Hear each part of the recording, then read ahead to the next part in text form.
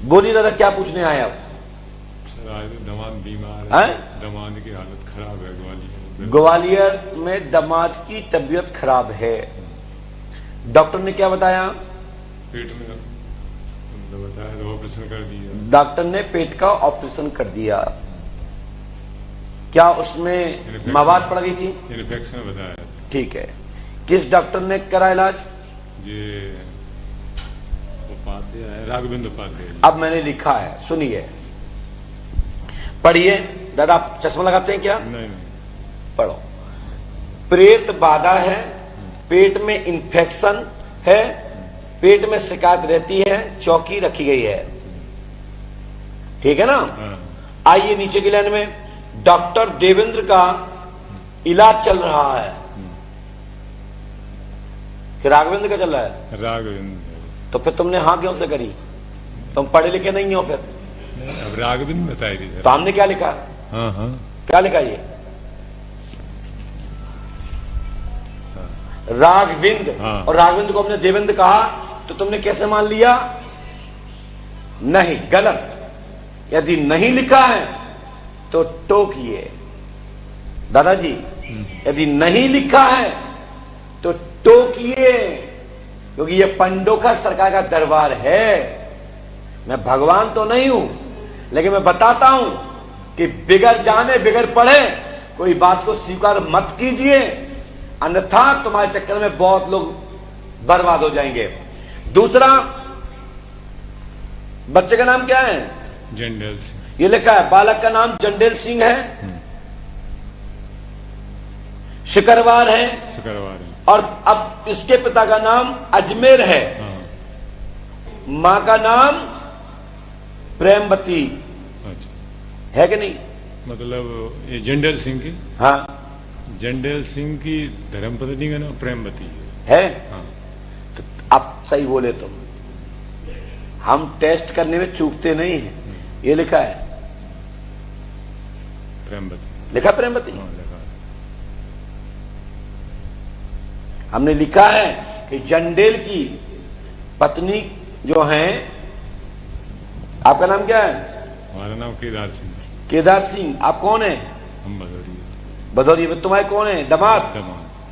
तो चलिए, आपकी पुत्री को नुकसान नहीं होगा, आपकी पुत्री को किसी प्रकार का कष्ट नहीं भोगना पड़ेगा, पति से संबंधित उनकी पीड़ा संबंधित ठीक हो जाएंगे। लेकिन उनके ऊपर परीत का चक्कर, मेवाती पठान और कालका का चक्कर है। ठीक है, जो पर्चे में नहीं लिखा है। दूसरा, गोवर्धन कॉलोनी ग्वालियर में उनका प्रेजेंट में निवास है। आपने यहां किसी को बताया तो नहीं था रसीद काउंटर पे? नहीं, हमने किसी ने पूछा तो नहीं था? नहीं पूछा। इस मकान में चौकी है, और ये चौकी कराई किसने है, ये मैं आज तो नहीं बताऊंगा, पहले ठीक हो जाएंगे तब मैं बताने के लिए बाध्य हूं। और वो भी विवाद मत करना, मैं भगवान तो हूं नहीं, इशारा कर सकता हूं, शेष परमात्मा की कृपा। समझ रहे भैया मेरी बात? बोलिए श्री हनुमान जी पंडोखर सरकार की, श्री हनुमान जी महाराज की।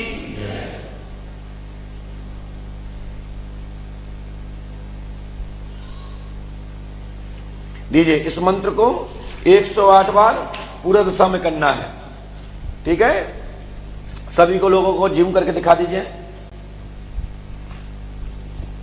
तो श्री हनुमान जी पंडोखर सरकार के दरबार में जो पर्चा बनाया, जो बताया, मेवाती पठान, परीत, जिंद, कालका, अघोरी, मसान, जो भी बताया वो इसमें नहीं लिखा है। हमने क्या क्या बताया?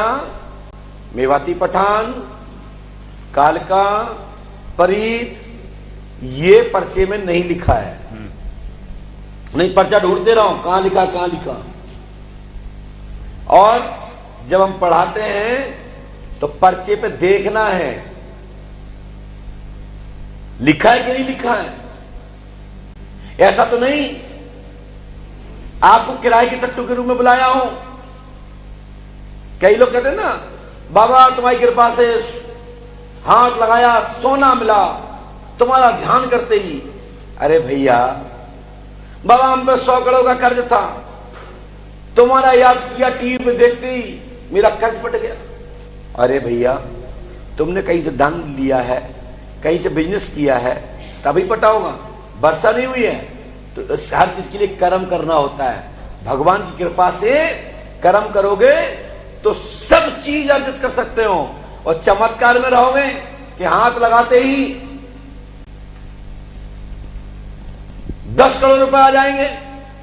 तो भैया पंडोघर मत आना, ऐसा चमत्कार पंडोघर में नहीं होता कि पंडोघर में आते ही गेट छुपा और 10 करोड़ रुपए तुम्हारे जेब में आ जाए। हाँ, आप पे कर्ज है तो विधि बता सकता हूं, उपाय बता सकता हूं, रास्ता बता सकता हूं, लेकिन आपकी पूंजी के आधार पे ही बंद होगा। और उस पर जो बचेगा उससे कर्ज पटेगा। तो इस पर्चे को लैमिनेशन करा के रखना, आपका दिमाग ठीक हो जाएगा, आशीर्वाद है। और जगह जगह मत भटकना, और भटकोगे तो तुम जानो, तुम्हारा काम जाने। समझ रहे भैया? समस्त भक्त लोग सुन रहे हैं मेरी बात? हमारी बात सुन पा रहे हैं ना? हाथ उठा के बोलो हाँ या नहीं। पंडित जी आपने सुना हमारे दीक्षित जी ने, बड़े भैया ने? बताओ पंडित जी, बताओ, गलत कह रहा है क्या दीक्षित जी? गलत तो नहीं कह रहा हूं। यदि आप भटकोगे तो हम भगवान नहीं हैं।